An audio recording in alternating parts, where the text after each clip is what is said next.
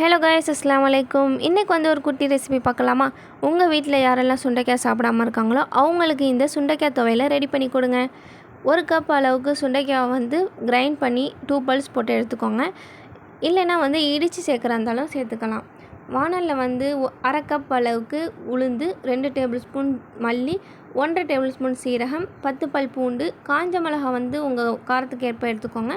Lemon size புளி, கருவேப்பிலை 1 கொத்து, இது எல்லாத்தையுமே லைட்டாக வறுத்து எடுத்துக்கிட்டு அதே வானலில் ஆயில் கொஞ்சம் ஆட் பண்ணி நம்ம அரைச்சி வச்சுருக்க சுண்டைக்காவை அது கூட போட்டு நல்லா வதக்கி எடுத்துக்கணும்.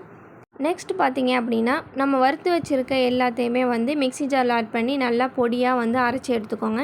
இது கூட அரைக்கும் போது புளியையும் பூண்டையும் மட்டும் தவிர்த்து மற்றது எல்லாத்தையுமே நல்லா பொடியாக அரைச்சதுக்கப்புறம் நெக்ஸ்ட்டு ரவுண்ட் பூண்டும் புளியையும் ஆட் பண்ணி நல்லா அரைச்சிக்கோங்க.